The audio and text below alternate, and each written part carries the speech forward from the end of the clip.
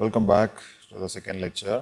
So in this lecture, நம்ம current and charge அதோட basic fundamentals பற்றி பார்க்கலாம். So consider இது வந்து ஒரு சின்னதாக ஒரு wire strip இப்படி வச்சுக்கலாம். இப்படி இருக்குது. ஸோ இது ஃபுல்லாக வந்து காப்பரில் பண்ணியிருக்காங்க. நம்ம என்ன பண்ணுறோம்னா இதுக்கு ஒரு பொட்டன்ஷியல் டிஃப்ரென்ஸ் கொடுக்குறோம் யூஸிங் எ பேட்டரி. ஸோ இங்கேயும் இந்த டெர்மினல்லையும் பொட்டன்ஷியல் டிஃப்ரென்ஸ் கனெக்ட் பண்ணுறோம். A small battery. So இது higher potential, positive potential, இது negative potential. ஒரு 3 volt battery அப்படி வச்சுக்கலாம். ஸோ கரண்ட் டைரக்ஷன் நமக்கு இப்படி இருக்கும். கரண்ட் டைரக்ஷன் இதுக்குள்ளே இருக்கிற எலக்ட்ரான்ஸ் எல்லாமே ஃப்ரீ எலக்ட்ரான்ஸ் எல்லாம் ஸோ இந்த டைரக்ஷனில் வைப்ரேட் ஆகும். So direction of electron vibration towards positive நோக்கி அதோட வைப்ரேஷன்ஸ் இருக்கும். சம்டைம்ஸ் அதோட மூவ்மெண்ட் கூட இருக்கும். அண்ட் கரண்ட் டைரக்ஷன் எப்போவுமே அப்பர். So from positive to negative, positive polarity to negative polarity. So current direction இப்படி இருக்கும். அண்ட் எலக்ட்ரான்ஸோட டைரக்ஷன் அதுக்கு டைரெக்டாக ஆப்போசிட்டில் இருக்கும். ஸோ எப்போவுமே டைரக்ஷன் ஆஃப் கரண்ட் எலக்ட்ரான் ஃப்ளோவுக்கு ஆப்போசிட்டில் தான் இருக்கும். ஸோ கரண்ட் ஃப்ளோ நிறைய பேர் என்ன புரிஞ்சுக்கிறாங்கன்னா எலக்ட்ரான் ஃப்ளோ எந்த டைரக்ஷனில் இருக்கோ அந்த டைரக்ஷனில் தான் கரண்ட் இருக்கும் அப்படின்னு புரிஞ்சுக்கிறாங்க. அது அப்படி இல்லை. எலக்ட்ரான் ஃப்ளோக்கு ஆப்போசிட்டில் தான் கரண்ட் இருக்கும். ஸோ இது ஆக்சுவலாக பெஞ்சமின் ஃப்ராங்க்லின் தான் ஃபர்ஸ்ட் கண்டுபிடிச்சாரு. அவர் தான் இன்ட்ரடியூஸ் பண்ணார். ஸோ எலக்ட்ரிக் கரண்ட் அப்படின்னா என்னன்னா it is the rate of change of charges measured in ampere. Rate of change of அப்படின்னு சொல்லிட்டாலே அது டைமை பொறுத்து மாறுது அப்படின்னு அர்த்தம். ஸோ டைமை பொறுத்து ஏதாவது மாறுது அப்படின்னா ஃபார் எக்ஸாம்பிள் இப்போ கரண்ட் நம்ம யூஸ்வலாக சேஞ்ச் ஆகிற கரண்ட்டை வந்து ஐ அப்படின்னு ஸ்மால் ஐன்னு எடுத்துக்குவோம். ஒரு சர்க்யூட்டில் சேஞ்சே ஆகாத கரண்ட் வேல்யூஸ் கண்டினியூஸாக த்ரூ அவுட் அந்த ஆப்ரேஷன் ஃபுல்லாக ஒரே கரண்ட் வேல்யூ இருந்துச்சுன்னா அது கேபிட்டல் ஐன்னு எடுத்துக்குவோம். ஸோ அந்த ஸ்மால் ஐ அப்படின்னு எடுத்துக்குவோம். ஸ்மால் ஐ நம்ம சார்ஜஸ் இங்கே உள்ள இந்த காப்பரில் இருக்கிற சார்ஜஸ் கியூன்னு எடுத்துக்கிறோம். அண்ட் அந்த charges rate of change of சார்ஜ்னு சொல்லியாச்சு. அப்போ டைம் அப்படின்னு ஒன்று அங்கே வந்தாகணும். ரேட் ஆஃப் சேஞ்ச் ஆஃப் அப்படின்னாலே டைம் தான். So rate of change of so time அப்படிங்கிற ஒரு கன்ஸ்டன்ட் உள்ள வருது. ஸோ டைம் டி இப்படி வச்சுக்கலாம். ஸோ கரண்ட் எப்படி டிஃபைன் பண்ணுறாங்கன்னா dq divided by dt. So charges டைமை பொறுத்து சேஞ்ச் ஆகும்போது நமக்கு அங்கே கரண்ட் ஜென்ரேட் ஆகுது. ஸோ நான் ஃபாலோ பண்ணுற டெக்ஸ்ட் புக்கில் இது அப்ராக்சிமேட் தான். 100% இப்படி தான் இருக்கும்னு சொல்ல முடியாது. 99% தான் இது பொறுத்து இருக்குது. கரண்ட் ஃப்ளோ இன்னும் வேறு சில விஷயங்களையும் பொறுத்து இருக்குது. அது என்ன அப்படிங்கிறத அவங்க பின்னாடி பார்க்கலாம். இப்போ நான் ரொம்ப சொன்னால் அது குழப்பமாயிடும். ஸோ அதனால் exactly rate of change of charges மட்டும்தானா அப்படின்னா அது கிடையாது. அதுக்கு இன்னும் வேறு சில காம்பனன்ட்ஸ் உண்டு. ஸோ இந்த கரண்ட்டை ஆம்பியரில் மெஷர் பண்ணுறாங்க. 1 ampere is nothing but 1 coulomb per second. 1 coulomb per second 1 ampere.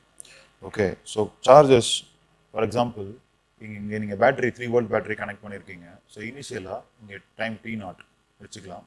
Time T0 இருந்து டைம் T வரைக்கும் எவ்வளோ சார்ஜஸ் ட்ரான்ஸ்ஃபர் ஆகிருக்கு அப்படிங்கிறது எப்படி கண்டுபிடிக்கிறது? அதாவது rate of change of charges with respect to rate of change of charges அப்படின்னு சொல்லியாச்சு. அப்போ டைம் அப்படிங்கிற ஒரு கன்ஸ்டன்ட் உள்ள வர்றதுனால இந்த இக்குவேஷனை 2 சைடு இன்டெகிரேட் பண்ணிக்கலாம். ஃபார் எக்ஸாம்பிள் இந்த இக்குவேஷன் ஏன்னு வச்சுக்கோங்க. Integrate A with respect to time on both sides. So இப்படி கிராஸ் மல்டிப்ளை பண்ணி ஃபார் எக்ஸாம்பிள் இப்போ dq is equal to I dt இப்படின்னு மாடிஃபை பண்ணிவிட்டு இது இப்போ நம்ம இன்டெகிரேட் பண்ணிக்கலாம். Integrating right. ஸோ இன்டெகிரேட் பண்ணோம்னா இந்த டிக்யூ கியூ ஆகிடும் right. And integrating so time T0 to T IDT right. So இதுதான் இந்த சார்ஜ் உள்ள எப்படி டிரான்ஸ்ஃபர் ஆகுது, ஒரு இடத்துலேருந்து இன்னொரு இடத்துக்கு எவ்வளோ நேரத்தில் எவ்வளோ சார்ஜ் போகுது அப்படிங்கிறது கண்டுபிடிக்கிறதுக்கான ஒரு ஸ்மால் இக்குவேஷன் இதுதான். ஸோ இந்த இக்குவேஷன்லேருந்து நம்ம ஒரு விஷயம் என்ன புரிஞ்சுக்கிறோம் அப்படின்னா கரண்ட் அப்படிங்கிறது ஒரு நான் கான்ஸ்டன்ட் இல்லைன்னா ஒரு வேரியபிள் ஃபங்க்ஷன். ஸோ அது வந்து வேரி ஆகிட்டே தான் இருக்கும். அது ஒரு கான்ஸ்டன்ட் ஃபங்க்ஷன் இல்லை. So current will vary in several ways. Okay. So அது என்னென்ன வேஸ்லலாம் அந்த கரண்ட் வேரி ஆகுது அப்படிங்கிறது தான் கரண்டோட நேச்சரை டிட்டர்மைன் பண்ணுது. ஸோ கரண்ட்டில் ஆக்சுவலாக 2 டைப்ஸ் இருக்குது. ஒன்று டைரக்ட் கரண்ட், இன்னொன்று alternating current. So direct current or DC right. Direct current அப்படின்னா என்னென்னா இந்த டைரக்ட் கரண்ட் டைம் இன்வேரியிங் அது டைமை பொறுத்து மாறவே மாறாது. ஸோ ஃபார் எக்ஸாம்பிள் ஒரு பிளேனரில் ஒரு சும்மா ஒரு 2 டைமென்ஷனல் ஆக்சஸில் இப்படி போடுறோம். திஸ் இஸ் எக்ஸ் ஆக்சஸில் டைம் இருக்குது அண்ட் ஒய் ஆக்சஸில் வோல்டேஜ் இருக்குது. இப்படி போட்டுக்கிறோம் voltage, sorry this is voltage and this is origin. So இப்போ இந்த டைரக்ட் கரண்ட் எப்படி ஆப்ரேட் ஆகும் அப்படின்னா, இது டைம் எக்ஸ் ஆக்சஸில் டைம் இப்படி போயிட்டுருக்கு டைம், ரைட். டைமை இது கிராஸ் பண்ணவே பண்ணாது, டைரக்டாக அதுக்குள்ளே இது இந்த ஃபர்ஸ்ட் கோஆர்டினேட்குள்ளேயே போயிட்டுருக்கும். So first coordinate, second coordinate, third and fourth coordinates நம்ம படிச்சிருப்போம். ஃபர்ஸ்ட் கோஆர்டினேட்குள்ளே ட்ராவல் பண்ணுது அப்படின்னு வச்சுக்கலாம். இது நாட் நெசசரிலி இது வந்து ஸ்ட்ரெயிட் லைனாக தான் போகணும்னு அவசியம் இல்லை. இந்த இந்த இந்த டைரக்ட் கரண்ட் வேவ் ஃபார்ம் இப்படி கூட போகும், ட்ராவல் பண்ணலாம், தப்பு கிடையாது. பட் த ஒன்லி திங், அது இந்த டைமை தாண்டி கீழே போகாது, போகக்கூடாது, டைரெக்டாகவே ஃப்ளோ ஆகிட்டே இருக்கும், ஃபர்ஸ்ட் குவாட்ரண்ட்குள்ளேயே போயிட்டு இருக்கும். ஸோ நம்ம ப்ரிஃபரபிளி ஏதாவது மிஷினுக்கு நம்ம டைரக்ட் கரண்ட் கொடுக்கணும் அப்படின்னா நம்ம வந்து இது ஸ்ட்ரெயிட் லைனாக இருக்கிறது தான் ப்ரிஃபர் பண்ணுறாங்க. அப்போ தான் வோல்டேஜ் ஸ்டெடியாக இருக்குதுன்னு அர்த்தம். இந்த மாதிரி கீழே ஜிக்ஸாகாக இருக்கிற மாதிரி இருந்துச்சு, அந்த ப்ளூ லைன் மாதிரி இருந்துச்சுன்னா, வோல்டேஜ் ஜிக்ஸாகாக இருந்துச்சுன்னா அது எந்த சிஸ்டமுக்கு போகுதோ அதை டேமேஜ் ஆக சான்சஸ் இருக்குது. ஸோ முடிஞ்ச வரைக்கும் வோல்டேஜ் ஸ்டெடியாக மெயின்டைன் பண்ணுறது நல்லது, ரைட். ஸோ இந்த ஃபர்ஸ்ட் குவாட்ரண்ட்குள்ளே அது எப்படி வேணால் போய்க்கலாம், ஆனால் டைமை தாண்டி போகக்கூடாது. அப்படி போச்சுன்னா டைரக்ட் கரண்ட் ஆகாது. So second one, alternating current.